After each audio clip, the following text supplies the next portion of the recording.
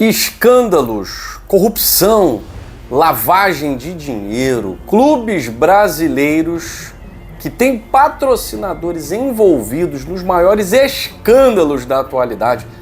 Será que, em alguma medida, podem ser atingidos e, pior, investigados também? Enfim, já tem clube que desde o ano passado tem jogador investigado pela Polícia Federal, estou falando do Flamengo.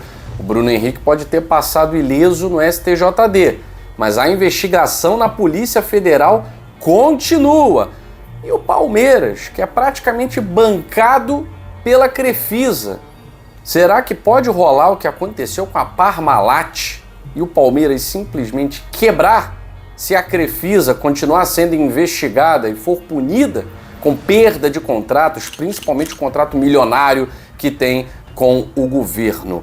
E vamos falar também de um time que conseguiu, não passou ileso, mas sobreviveu a um escândalo também envolvendo inclusive PCC. A gente vai falar sobre isso e muito mais aqui hoje no Dois Toques, depois da vinheta. Quero convidar você a conhecer mais o nosso canal Dois Toques, a Casa do Futebol. Estamos aí próximos dos 52 mil inscritos.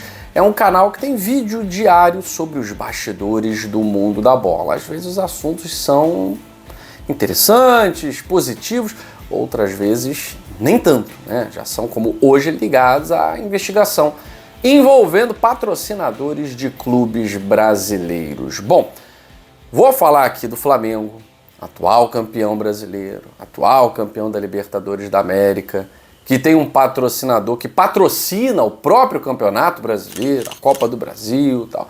Muita gente vendo conflito de interesse e tal. E aí, o problema envolvendo o Flamengo, que são muitos, né? O Flamengo tem sempre algum envolvimento em escândalo. O Bruno Henrique, no ano passado, está investigado. É um jogador sob investigação da Polícia Federal, tá até em renovação de contrato e tal. E não é culpado. Enquanto a justiça não determina, não tem sentença, e a sentença não transita em julgado, é suspeito, né? É suspeito, é investigado, é acusado. E depois do caso Bruno Henrique, estourou em novembro o escândalo envolvendo patrocinador do Flamengo, o Banco de Brasília, né? O Flamengo tem sempre um envolvimento muito próximo com empresas estatais. E dessa vez o Banco de Brasília pode ter problemas de fluxo de caixa. Por quê? Porque o Banco de Brasília simplesmente está envolvido no escândalo envolvendo o Banco Master. Ele está ali próximo de tudo que está acontecendo. O Banco de Brasília, patrocinador do Flamengo, ele simplesmente adquiriu 10 bilhões de reais sem consultar a validade dos ativos, né? Sem uma auditoria, coisa que não estava no contrato. Porque, para quem está acompanhando, né, o escândalo do Banco Master, cujo dono já foi até preso, né? O Banco Master em crise, entra em negociação com o Banco de Brasília para abrir ações, né? E aí o Banco de Brasília adquire algumas ações. E, no fim das contas, vem um alerta do Banco Central de que essas ações não teriam exatamente os valores. E aí entra uma substituição. O Banco Master e o BRB, vamos entrar aí numa substituição, tendo em vista o alerta do Banco Central. E na substituição, o Banco Master cede ali, né, um crédito que teria o valor de 10 bilhões, só que sem auditoria, sem nada. E isso, claro, que coloca em risco o caixa do Banco de Brasília. Você coloca em risco o fluxo de um banco estatal. Nessas operações sem autorização, sem auditoria.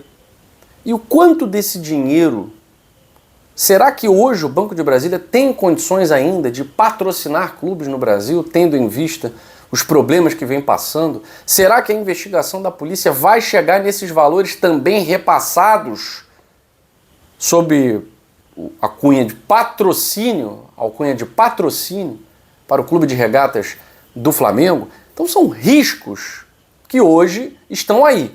E eu não sei por que a imprensa tem um cuidado para falar, principalmente a imprensa esportiva, né? Para falar de outros clubes desbocadamente, para falar de alguns, escolhe muito o que falar e a gente precisa alertar o torcedor do Flamengo. Por mais que o Flamengo sempre tenha, de certa forma, uma proteção do sistema, né? A gente sempre falou aqui do judiciário, que protegeu o Flamengo, desembargadores foram colocados em investigação por proteger o Flamengo de penhoras na época de Eduardo Bandeira de Mello. E agora, dinheiro de estatal que está, sim, investigado pela Polícia Federal devido a negociações com o Banco Master. Então é bom abrir o olho porque essa bomba em alguma hora pode explodir. Mais uma, né, para cima do Flamengo. Como eu acho que até pior pode explodir para cima do Palmeiras. Porque hoje o Palmeiras vive um processo muito semelhante ao que viveu nos anos 90. Uma década de glória com a Parmalat, a época maior patrocinadora do futebol brasileiro, né? E claro, estou aqui excluindo a estatal, né, que patrocinava o Flamengo. Mas a Parmalat montou um time no Palmeiras, né? Era ali a menina dos olhos. E depois de problemas na Parmalat, simplesmente deixou o Palmeiras numa crise sem precedentes que culminou no rebaixamento à Série B em 2002. A Crefisa, ela passa por constantes investigações por irregularidades, principalmente envolvendo contas relativas a recebimento de pensão do INSS. Fraude com velhinhos, né, traduzindo aqui. E o Ministério Público tem esse inquérito aberto contra a Crefisa e a Crefisa pode sim perder contratos valiosos. Perdendo contratos valiosos, é claro que o fluxo de caixa diminui e o investimento diminui. E a Leila Pereira já foi muito clara. Quando ela sair do Palmeiras, sai a Crefisa e sai tudo que a Crefisa deixou. Já houve denúncia de conselheiros palmeirenses que foram silenciados, proibidos até de entrar no clube, de que a Leila Pereira fazia, na verdade, empréstimos ao Palmeiras no valor de juros de mercado. Ué, mas valor de juros de mercado? Mas ela não é presidente do Palmeiras? Imagine quando ela sair, quando a Crefisa sair do Palmeiras, o que a Crefisa não vai cobrar. Ah, mas a Crefisa não é mais a patrocinadora mais. Será que não? A Leila está lá ainda, né? Será que teremos um caso Parmalat 2.0? É bom também os conselheiros do Palmeiras que já alertaram, os conselheiros precisam fazer fiscalização.